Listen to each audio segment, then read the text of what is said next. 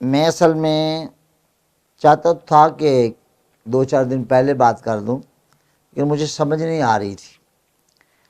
اب یہ بہت سارے سوالات جمع ہو گئے اور اب میں سمجھتا ہوں کہ مجھے ایک بات کہہ دینی چاہیے۔ اولاً تو میں یہ عرض کرنا چاہوں گا کہ مجھ سے یہ کہنا کہ محترم مفتی صاحب کی بلا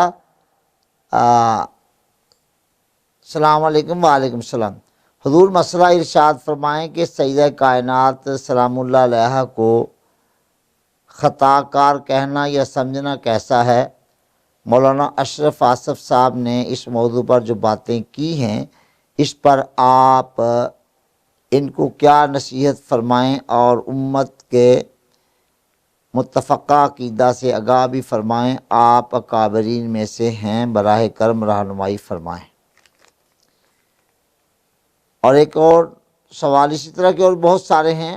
بعض سوالات وہ ہیں کہ جن کو میں پڑھنا نہیں چاہتا۔ تو اولاً تو بات یہ ہے کہ میں جواب تو عرض کرنے کو تیار ہوں۔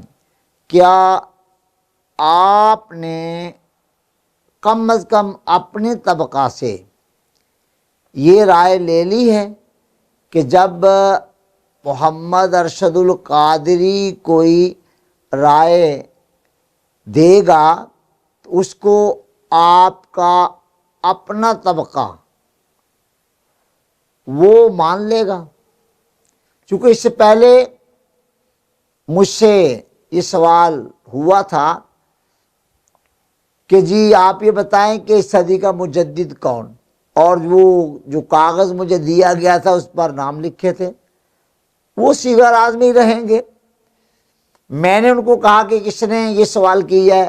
ایک نوجوان نے کہا جی میں نے کہا بیٹے آپ نے جو نام لکھے ہیں کیا پہلے آپ نے کم از کم اپنے طبقہ سے اس پر جو ہے وہ رائے لے لی ہے کہ جس کو میں محمد ارشد القادری مجدد کہہ دوں گا کیا آپ کا اپنا طبقہ اس کے مجدد ہونے کا اقرار کر لے گا؟ میں نے کہا بتائیں۔ اور نیچے منہ میں نے کہا نہیں بات تو واضح کریں نا۔ پھر وہی تھا کہ چپ۔ میں نے کہا بیٹے بات یہ ہے کہ اگر تو میں اس کا نام لوں گا بطور مجدد جس کے لیے آپ کا دل مانتا ہے تو آپ کہیں گے کہ واہ واہ کیا بات ہے، زمانے کا ولی یہی ہے، بلکہ قطب زمانہ ہے یہ۔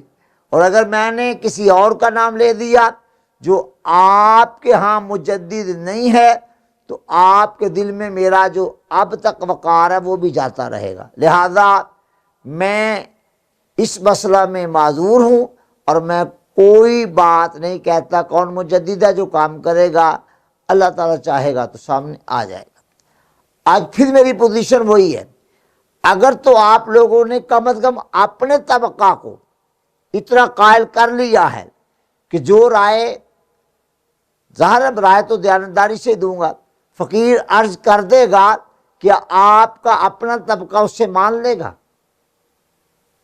یہ بتا دیجیے۔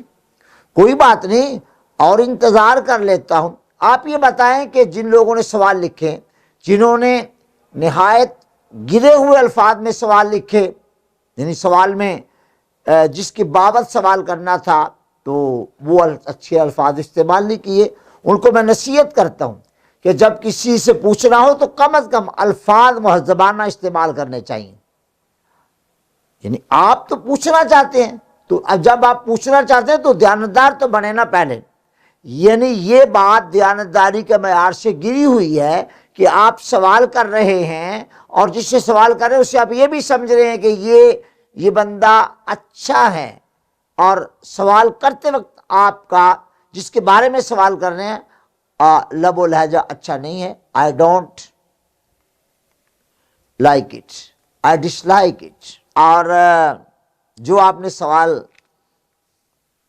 کیے ہیں نصیحت کریں کیا کریں وہ سب کچھ میں کر لوں گا۔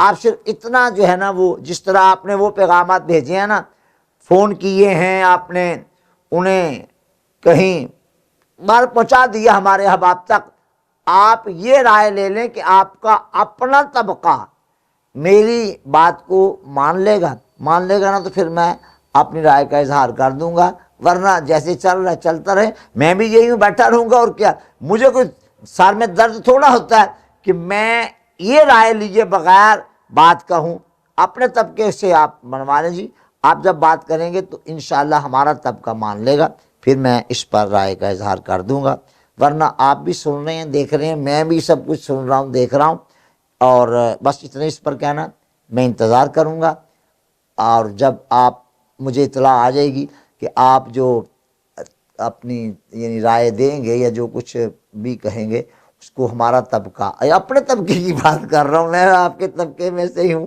اور اپنے طبقے کی بات کر رہا ہوں، اور لوگوں کے بارے میں کچھ بھی نہیں کہتا، آپ کا اپنا طبقہ مان لے گا، باقی جو ان کے بارے میں کچھ نہیں کہنا۔ تو یہ تو بات میں نے اتنی کرنی تھی، یہ ہوئی ختم، اور اب یہ اگلا حصہ جو ہے یہ علیحدہ ہے بیٹے۔